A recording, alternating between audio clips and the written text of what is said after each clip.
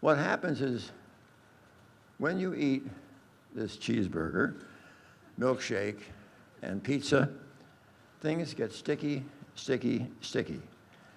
Your platelets get sticky, your LDL cholesterol gets sticky, your white cells get sticky, and even your endothelial cells get sticky.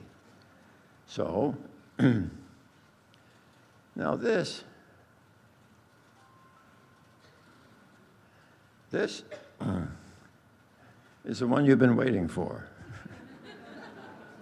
This actually is from Peter Libby from Harvard, and that's okay, even though I went to Yale. Let's get it right. To orient you, in this blue area up here, it's all right. So,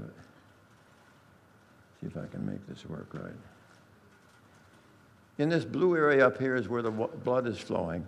And then you see these tiny little endothelial cells which separate the flowing blood from the artery wall. Together, here on the left, what you're looking at is your LDL cholesterol, which is orange. It finds a crack, a fissure, an opening, and it migrates into the subendothelial space where it is no longer orange because Peter Libby from Harvard wants you to know that it's been oxidized by these nasty free radicals. And now what we have is a small, hard, dense, oxidized LDL particle, which the subendothelial space does not like, and calls upon the SWAT team. Our white blood cells, which here Peter Libby from Harvard has painted blue in honor of Yale, and we like that. And here you see this SWAT team, macrophage, going across, going across, going across, gobbling up like Pac-Man all these small, hard, dense LDL particles until we get all the way over to here. When we now do in medicine, that we do so often, we change the name, and is now called a foam cell. And the foam cell is truly the Darth Vader of this sequence of events. Why? Because the foam cell elaborates these nasty, nasty chemical substances that we call metalloproteinases. And metalloproteinases, stromelicin, elastase, collagenase, myeloperoxidase, those enzymes progressively they erode the cap over the plaque. And you can see right here, here's a plaque blocking the artery by 35%. And right here in the upper part of it, you see it's torn because it's gotten so thin that the sheer force of blood racing over it tears it. Now that critical moment has occurred. You have ruptured your plaque. So in a matter of further minutes, we go over here to B, and now what do you see? You see this clot forming. And that clot is in and of itself self-propagating. So in a matter of further minutes, here we are, all the way over. In C, what you're looking at, this clot is now completely blocked off the artery. All the downstream heart muscle here has been deprived of oxygen and nutrients. It's lost its viability, it's dying, and that's 90% of heart attacks. But the exciting thing is this. If I do my job correctly today, every one of you and your friends and relatives can make themselves heart attack proof. How are you going to do that? You're going to make yourself heart attack proof, not with inventing another pill, not with inventing another procedure like a stent, not with another operation like a bypass. You're going to make yourself heart attack proof and stop this cascade of events where things will not get sticky. You'll not have migration of your LDL cholesterol into the subendothelial space. You'll have no SWAT team. You'll have no foam cell. You will not thin out the cap over the plaque. You will strengthen the cap over your plaque. If you strengthen the cap over your plaque, it cannot rupture. If you cannot rupture your plaque, you have made yourself heart attack proof. With your new biochemistry, which has been changed by whole food, plant-based nutrition. Forget the X-ray. What you're looking at here. The artist has given us an artery that is half open and half filled with plaque. In the half-opened area, you can clearly see the endothelial cells lining that half-open artery. Now, up until 1980, we used to think of the endothelial cells as these cute little red bricks that were lining our pipe. Well, that all changed.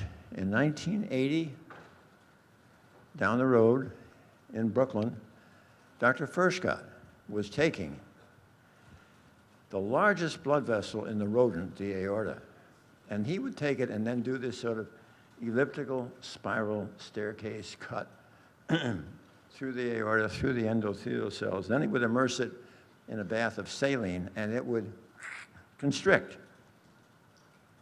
But one day, he took that aorta, no cut, no injury to the endothelial cell, immersed it. Whoop! It dilated. It dilated. He did it again. It dilated. So suddenly now, the race was on globally. What was the EDRF that Dr. Furchtgott had discovered? Endothelial-derived relaxation factor. Kind of rolls off your tongue. Yeah.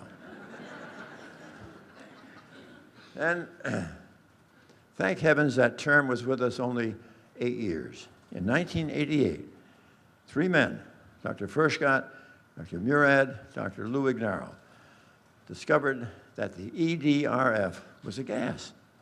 This is the second word you're going to have to remember today. The gas was called nitric oxide. Nitric oxide.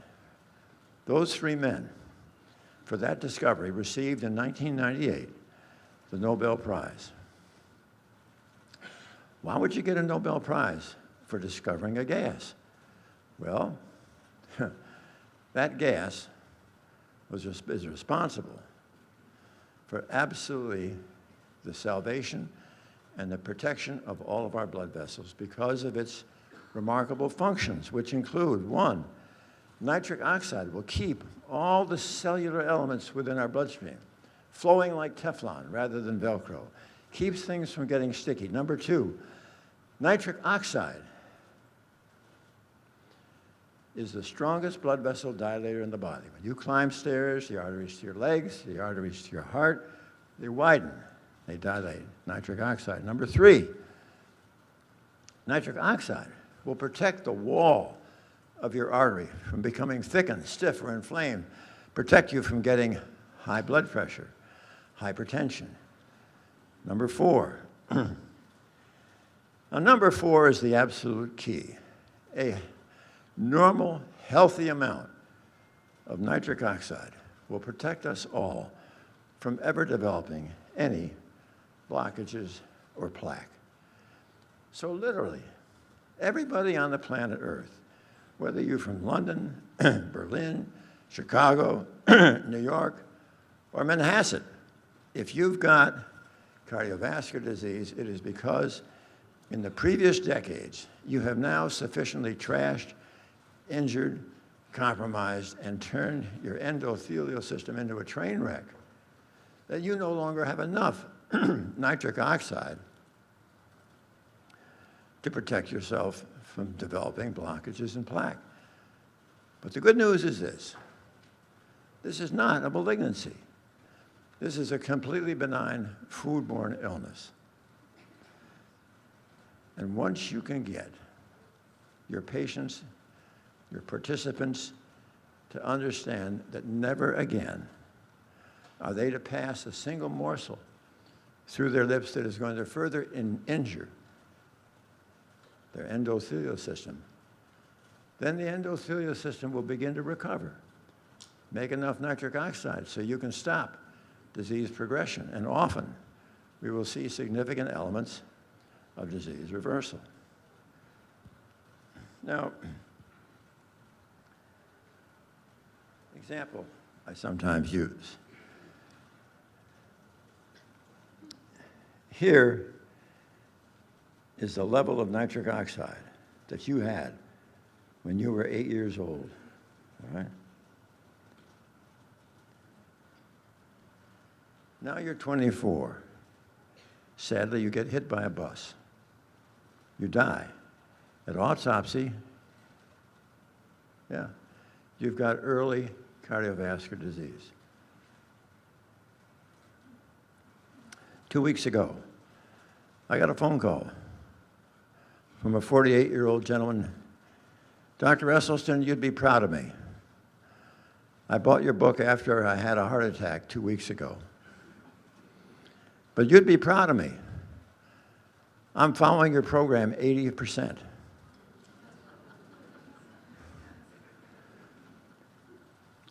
My reply, thank you for your phone call.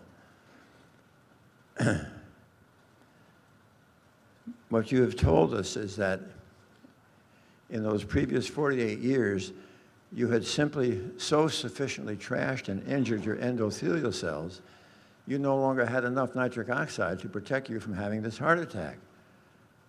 And in addition, what you have told me is that 20% of the time, you were continuing to trash your few remaining endothelial cells to set you up for the second heart attack. Oh, Dr. Esselstyn, I didn't think of it that way. So I just noticed when I was doing this before, I could see you. And what I suddenly see in all these intelligent faces, they're saying to you, I wonder what my level of nitric oxide is. The next thing that occurred with the endothelial cell was when Robert Vogel, chairman of cardiology at University of Maryland, took a healthy group of subjects to a certain fast food restaurant, which is characterized by arches, which are golden. And half of the group got the cornflakes, and the other group had hash browns and sausage. The group that had the group that had the cornflakes, brachial artery tourniquet test, normal. The group that had the hash browns and sausage, within 120 minutes after that meal, they couldn't dilate the artery.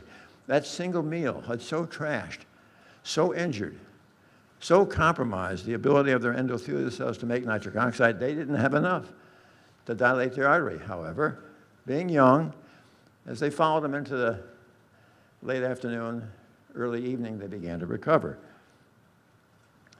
But you and I know that the next morning for breakfast, it'll probably be scrambled eggs and bacon. Lunchtime, we'll have white bread with mayonnaise and cold cuts. And at supper time, baked potato with sour cream, lamb chops, vegetables soaked in butter, ranch dressing on a salad, ice cream for dessert. Here in the good old USA, starting as kids, in our childhood, all day long, we absolutely hammer, injure, and destroy the ability of our endothelial cells to make nitric oxide. So when we have this epidemic of disease, cardiovascular disease in our 50s, 60s, and 70s, we've been working on that since we were kids.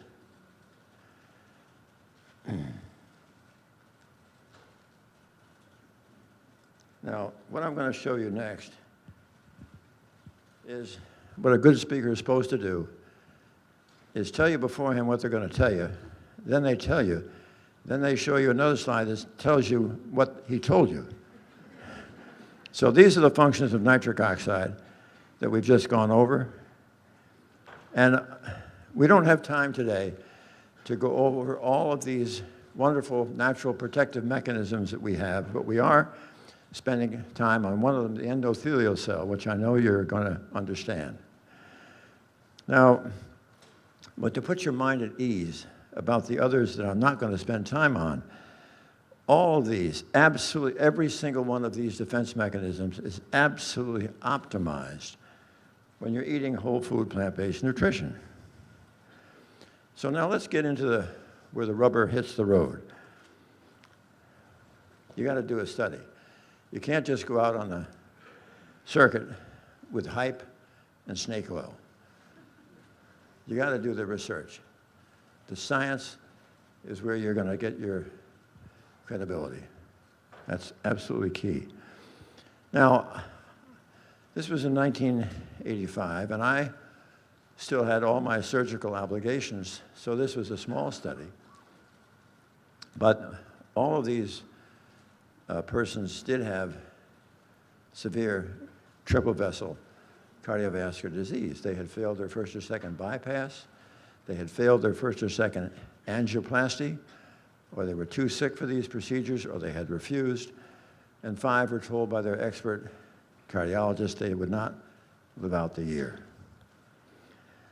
Now, my concern was that as a general surgeon, seeing these significantly ill patients with cardiovascular disease, my concern was how was I going to get them to be compliant? How will they adhere? Because to make this work, it had to be 100%, and this is a highly significant lifestyle change.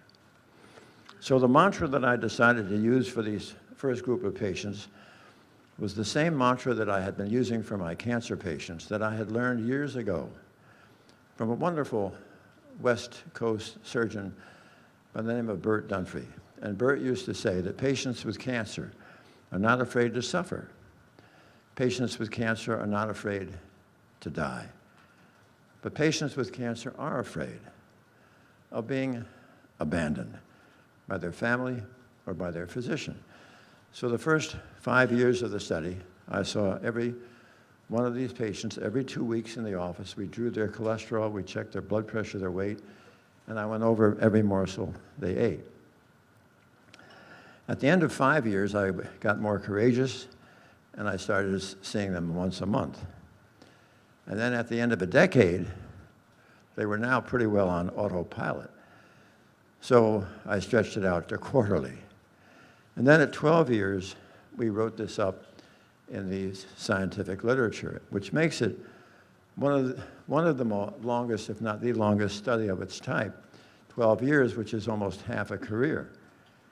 But it was exciting, and I'm going to share, first of all, with you the foods that we know now injure the endothelium, and these were the foods I didn't want these patients to have. Not a drop of any kind of oil. Olive oil, corn oil, soybean oil, safflower oil, sunflower oil, coconut oil, palm oil, oil in a cracker, oil in a piece of bread, oil in a salad dressing, no oil. And nothing with the mother or face, meat, fish, chicken, fowl, turkey, and eggs, and no dairy, milk, cream, butter, cheese, ice cream, and yogurt. And I don't like sugar or caffeinated coffee. And for the patients that have heart disease, I've asked them to withhold nuts and avocado. Now, in my book, yes, patients who do not have heart disease do have nuts. They do have avocado. This is the one slide in this presentation that has nothing to do with cardiovascular disease. But I always like to have it there because it gives you a momentary break. But it was such an absolutely, to me, memorable and unbelievably powerful moment in nutrition history. In 2015, in October, at the meeting of the WHO, the World Health Organization, just think of it.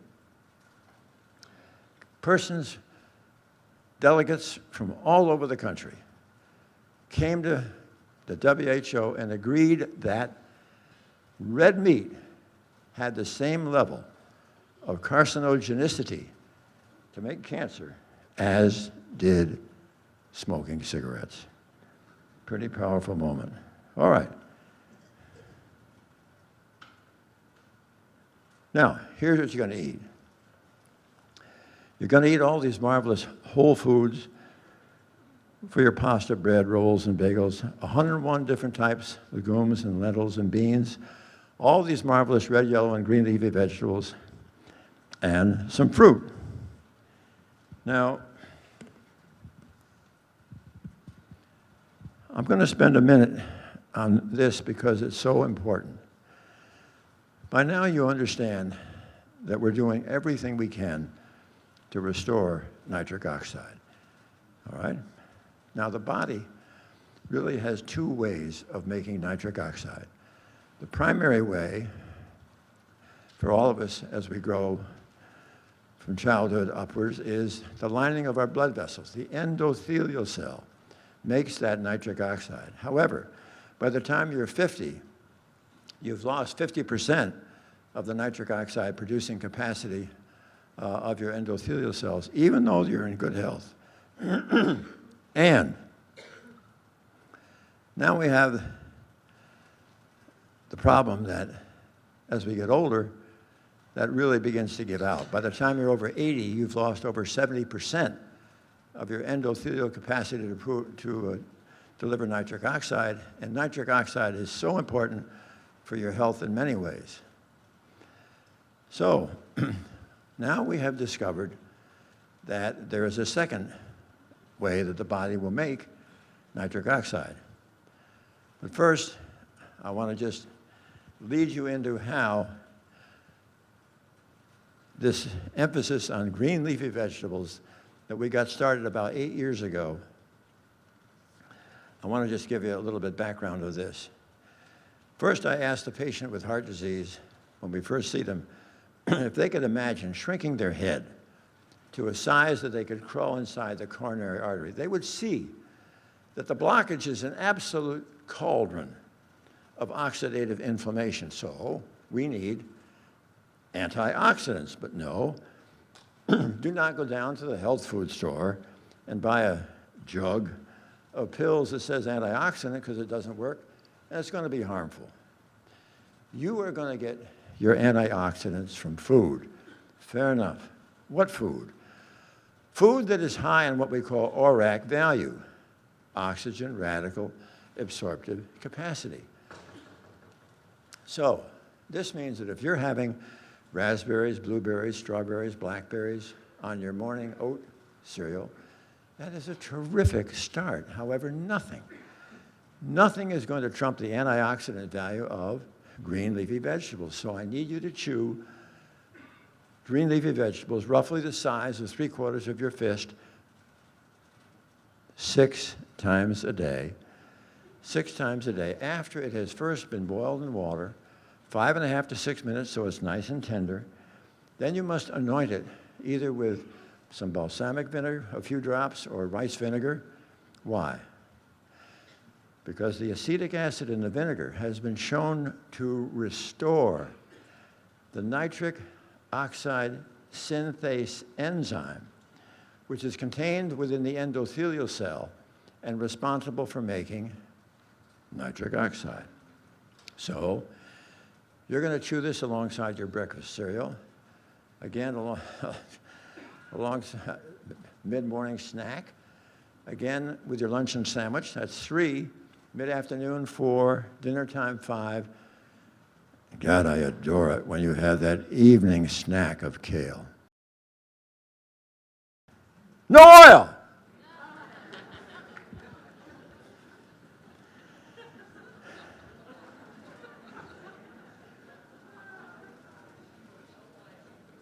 Now let's do this. Here's where the rubber hits the road. This is science.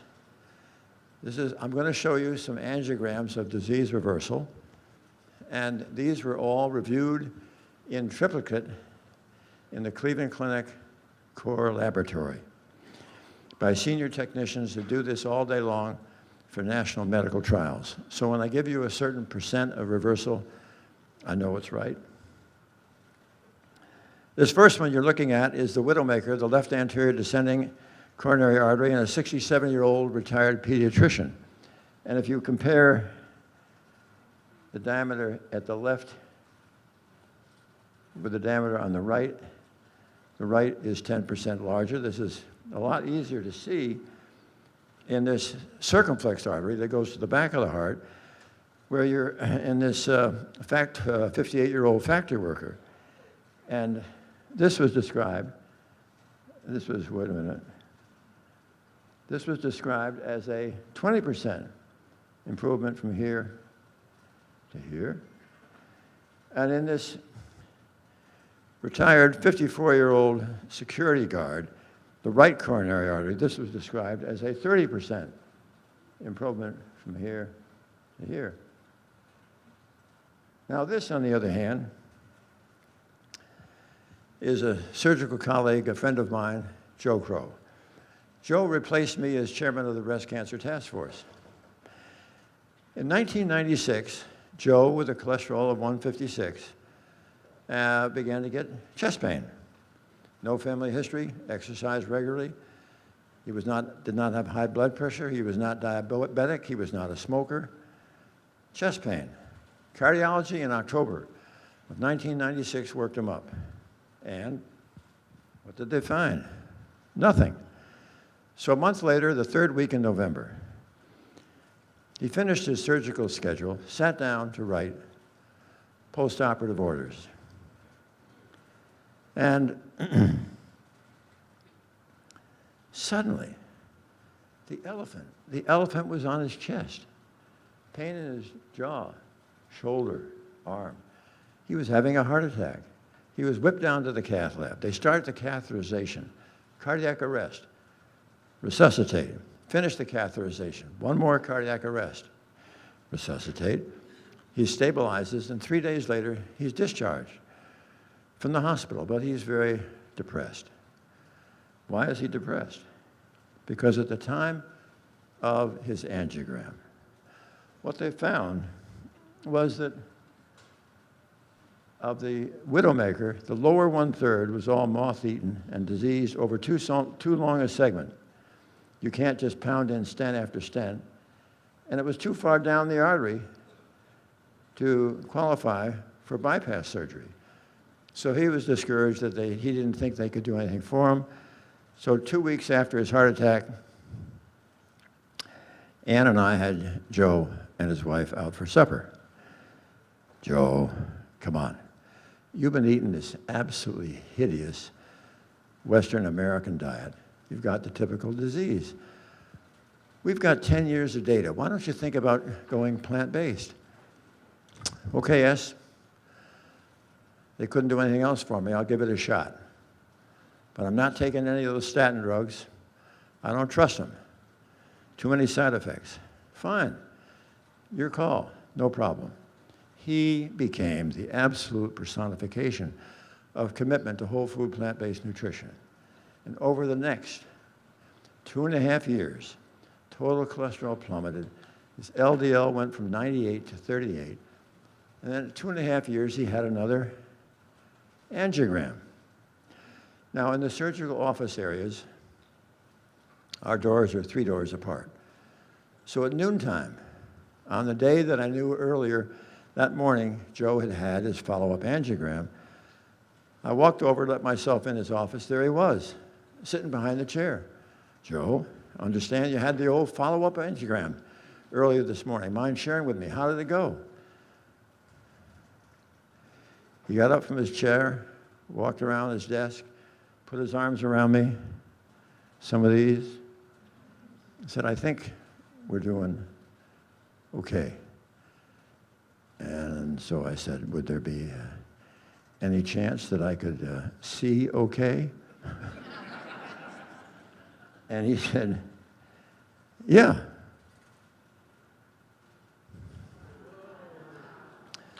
Now,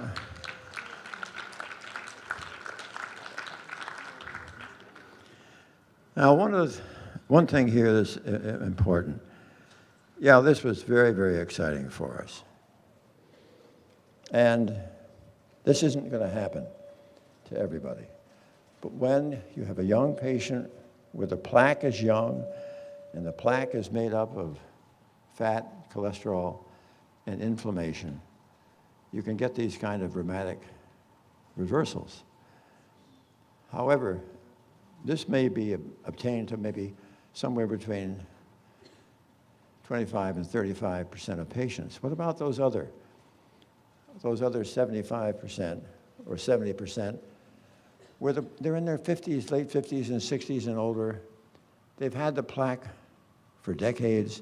It's made up of fibrosis and scar and calcification. It's not going to go away. And yet, it's going to be my job today to show you exactly how it is that those persons just as well can get back to full activity of daily living without restriction. So that will be important. Now, despite my sparkling personality, of those original 24, there were 6 nice guys. But boy, I knew in the first month, they just didn't get it. I had no money for this study. So I returned them after the first month full-time to their expert cardiologists. And they became what I call a sort of a quasi-control group.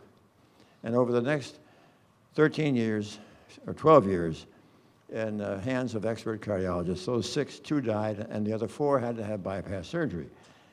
On the other hand, what about those 18 that stayed with our study for those 12 years? I wanted to know how many cardiac events of worsening disease they had experienced in the 8 years prior to coming into our study while they were in the hands of expert cardiologists. And here you see 49 events of worsening disease categorized that you see here on this slide.